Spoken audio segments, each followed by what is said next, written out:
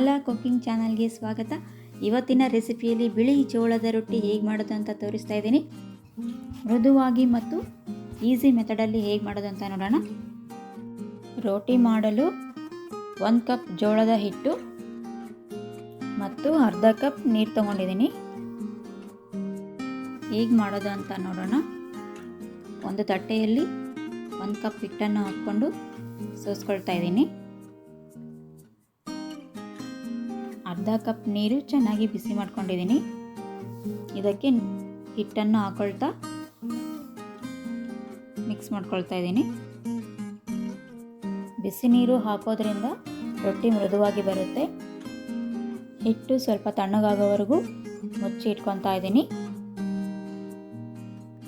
Medium ಫ್ಲೇಮಲ್ಲಿ ಹಂಚು ಬಿಸಿಯಾಗಲು ಇಟ್ಕೊಂಡಿದ್ದೀನಿ. ಹಂಚು ಬಿಸಿ ಆಗೋಷ್ಟರಲ್ಲಿ ಹಿಟ್ಟನ್ನು ನಾದ್ಕೊಳ್ಳೋಣ.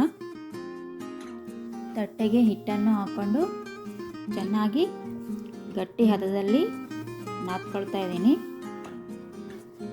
ಇನ್ನೂ ಸ್ವಲ್ಪ ಗಟ್ಟಿ ಬೇಕು ಅಂದರೆ ಒಣ ಹಿಟ್ಟು ಹಾಕ್ಕೊಂಡು ನಾದ್ಕೋಬಹುದು. ನಾನು ಈ ಥರ ಹದದಲ್ಲಿ ನಾದ್ಕೊಂಡಿದ್ದೀನಿ. ಈ ಥರ ಮೀಡಿಯಮ್ ಸೈಜಲ್ಲಿ ಉಂಡೆಯನ್ನು ಮಾಡಿ ಚಪಾತಿ ಮಾಡೋ ಮಣೆಗೆ ಸ್ವಲ್ಪ ಹಿಟ್ಟನ್ನು ಹಾಕ್ಕೊಂಡು ಈ ಥರ ನಿಧಾನವಾಗಿ ತಿರುಗಿಸ್ತಾ ತಟ್ಕೊಳ್ತಾ ಇದ್ದೀನಿ. ನಾನಿಲ್ಲಿ ಚಪಾತಿ ಮಣೆ ಮೇಲೆ ಮಾಡ್ತಾಯಿದ್ದೀನಿ. ಕಲ್ಲು ಬಂಡೆ ಮೇಲೆ ಕೂಡ ಮಾಡ್ಕೋಬೋದು. ಸ್ವಲ್ಪ ತಟ್ಕೊಂಡ್ಮೇಲೆ ಲಟ್ಟಣಿಕೆಯಿಂದ ಲಟ್ಟಿಸ್ಕೊತಾ ಇದ್ದೀನಿ.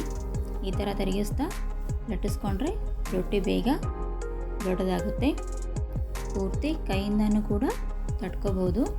ಫಸ್ಟ್ ಟೈಮ್ ರೋಟಿ ಮಾಡೋರಿಗೆ ಈ ಮೆಥಡ್ ತುಂಬ ಈಸಿ ಅನಿಸುತ್ತೆ. ಈಗ ಹಂಚು ಚೆನ್ನಾಗಿ ಬಿಸಿಯಾಗಿದೆ. ರೊಟ್ಟಿಯನ್ನು ಹಾಕ್ಕೊಳ್ತಾ ಇದ್ದೀನಿ.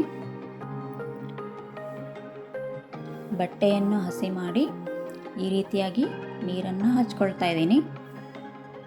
1 ನಿಮಿಷ ಆದಮೇಲೆ ರೊಟ್ಟಿನ ತಿರುಗಿಸಿ ಹಾಕ್ಕೊಳ್ತಾ ಇದ್ದೀನಿ. 2 ಸೈಡ್ ಮೀಡಿಯಮ್ ಫ್ಲೇಮಲ್ಲಿ ಚೆನ್ನಾಗಿ ಸುಟ್ಕೋಬೇಕು. ಈ ಥರ ಬಟ್ಟೆಯಿಂದ ಪ್ರೆಸ್ ಮಾಡಿ ಎಲ್ಲ ಕಡೆ ಚೆನ್ನಾಗಿ ಸುಟ್ಕೊತಾ ಇದ್ದೀನಿ.